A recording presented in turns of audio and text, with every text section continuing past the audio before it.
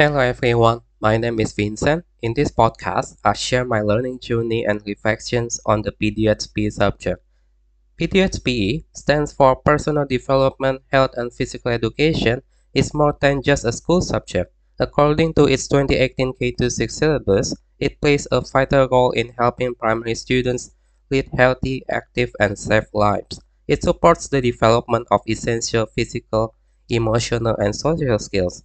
It encourages students to become confident, resilient individuals who make informed decisions about their lifestyle, their safety, and their well-being. Through structured health and movement education, the subject lays the foundation for lifelong positive habits. It develops physical competence, self-awareness, and teamwork among students. And most importantly, it prepares children to face real-world challenges like mental health, peer pressure, and the risk of the digital world. Therefore, it equips students with the tools to take care of themselves.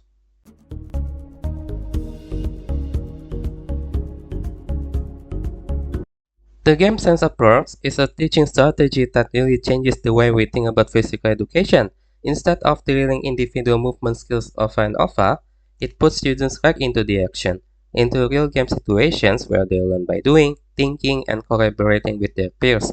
It is a student-centered approach that uses the game itself as the core learning tool.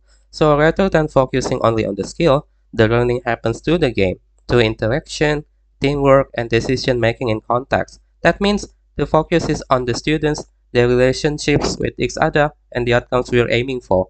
This ties directly into the movement skills and performance trend of the PDSP syllabus, especially outcome PD2-4, where students are expected to move with competence and confidence in various physical activities. The role of the teacher is also crucial. In this approach, they step into the role of a facilitator by observing, supporting, and adjusting the task in real time based on how students are responding.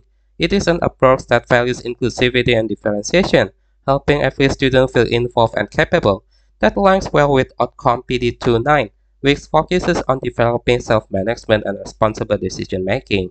Research backs this up too. Williams et al. 2021 talk about how the approach meets students' psychological needs. It helps them feel competent, autonomous, and enjoy what they are learning. And that fits with the syllabus' wider aim, promoting a positive attitude toward healthy active lifestyles. It goes even further on the social level. Smith et al. 2021 point out that this approach helps build a sense of belonging where students work together, solve problems, and communicate respectfully. These are exactly the kinds of skills highlighted in Outcome PD210, which encourages collaboration and empathy.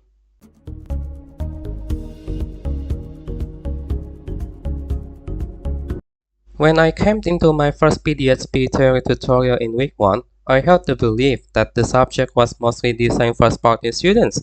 I assumed it was highly technical.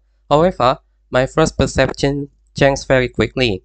I came to realize that it plays a much broader and more urgent role in the primary classroom.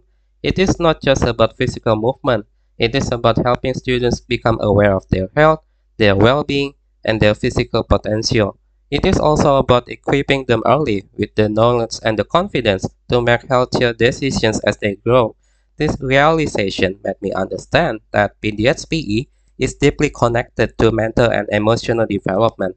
As a future teacher, I now understand the value of fostering fundamental movement skills such as sprinting. These are not just building blocks for sport, they are the foundation of our students to feel confident and capable in physical settings. What stood out to me was that these skills are not just physical in nature, they are closely linked to students' social and emotional well being. When children develop these competencies early, regardless of their natural ability, they are more likely to feel included, supported, and motivated. This connects strongly with what Bailey et al. 2009 said. It is an essential subject for promoting pro-social behaviors, encouraging personal responsibility, and preventing issues such as depression or substance abuse. These outcomes do not come simply from participating in physical activity. They come from engaging in its well-designed, inclusive, and emotionally supportive curriculum. Therefore, it becomes a tool for developing resilience, cooperation, and moral decision-making. It made me reflect on the cognitive benefits of PDHPE. Before this, I had not considered that it could improve memory, concentration, or discipline. It shows me that it must not be treated as less academic. It requires the same care as other KLAs, so students should not only be academically capable, but also physically confident and emotionally supported.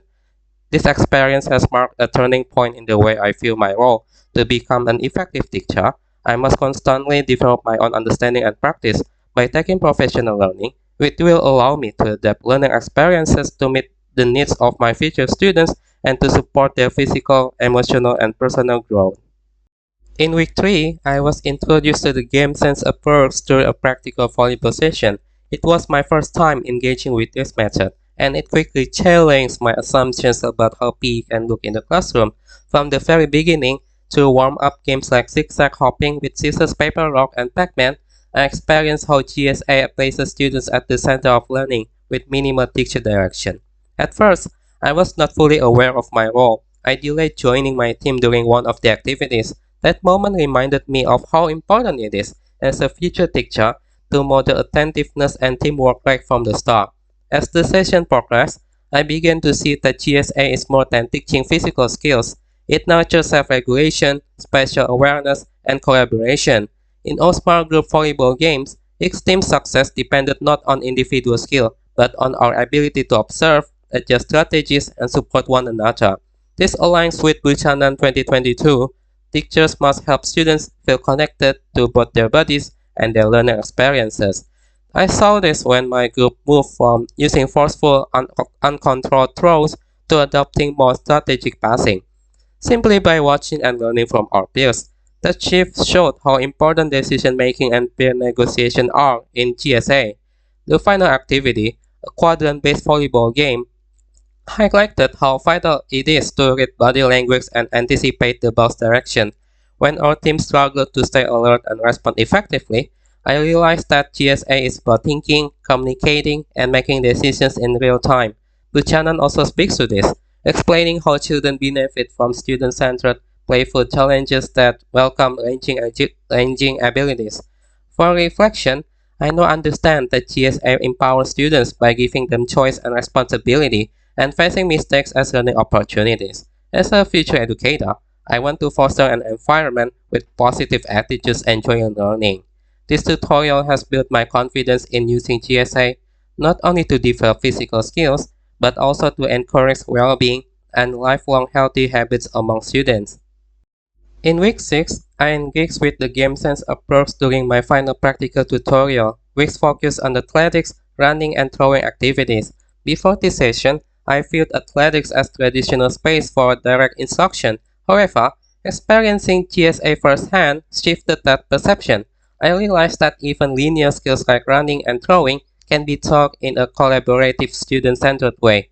During the warm-up game, Burras, I approached it firstly by simply running fast and copying others, but I soon discovered that being strategic, finding open space and predicting the Tiger's movements was far more effective. This moment reflected what me et al. 2021 said. Students develop real decision making and spatial awareness when placed in dialogic, game-based contexts. This shift became even clearer during the baton relay. One of my teammates extended their hand and made eye contact at the right moment. That simple act showed me how much student ownership and mutual attentiveness impact the flow of physical activities. It reminded me that GSA in PE is not only about physical movement, but also about awareness, initiative, and trust. The throwing activities built on this understanding. Hula hoop, snake ladder, modified discus, and modified javelin allowed me to try different techniques by observing and learning from one another. When I adjusted my javelin technique based on my peers' movement, I realized that I was not just improving my throw, I was constructing knowledge through pre-learning. That is the heart of GSA.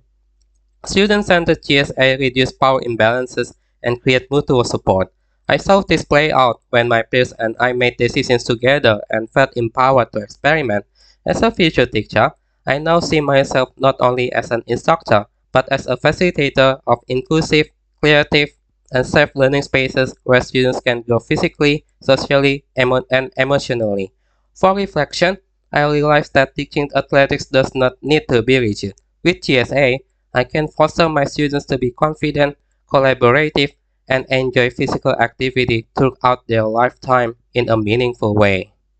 In my final theory tutorial in week 10, I was introduced to the concept of sexuality education in PDHPE.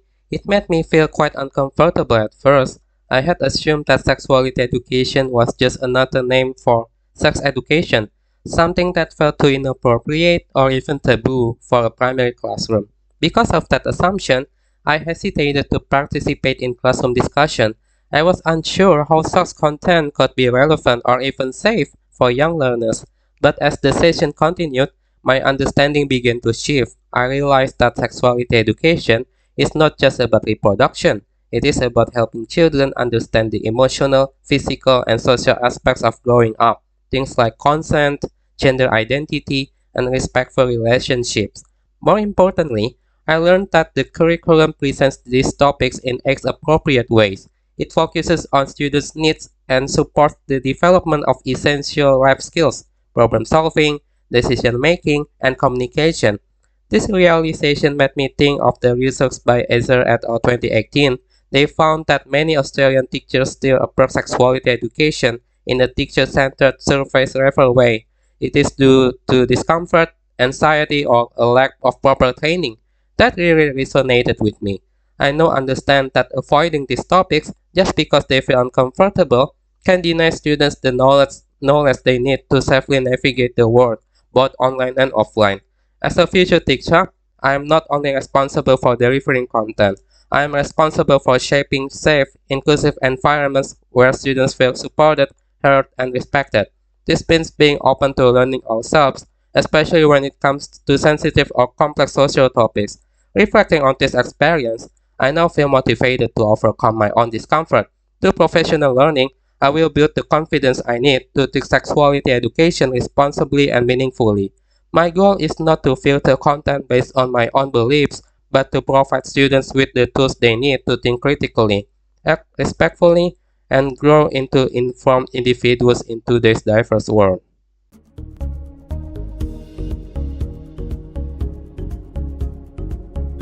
In this semester, PDSP has taught me that the subject is much more than physical activity. It is an engaging, interactive space where students build relationships and lifelong healthy habits. My perspective has shifted.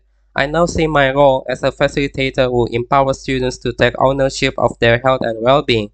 I have come to deeply value inclusivity and the power of designing meaningful, student-centered experiences that connect to their real lives. As Artvic et al. 2022 and Fletcher and Croin in 2022 state, this approach promotes equal opportunities and helps students recognize PE as essential to their own lives and others. I also discovered how using the game sense approach in practical tutorials like volleyball and athletics connects directly to PDHP content, that it is not just about learning to move, it is about helping students think critically, collaborate with others, and build essential movement skills. The non-competitive play-based structure really engages them to stay active. That matters because, as the syllabus reminds me, I am guiding students to become lifelong health-conscious citizens. Bill et al. 2022 and Buchanan 2022 state that GSA supports national teaching standards and builds physical literacy for future sports participation. After studying this subject, I now feel much more confident and motivated to teach PDSPE. I finally understood the syllabus deeply by exploring both theory and practical strategies.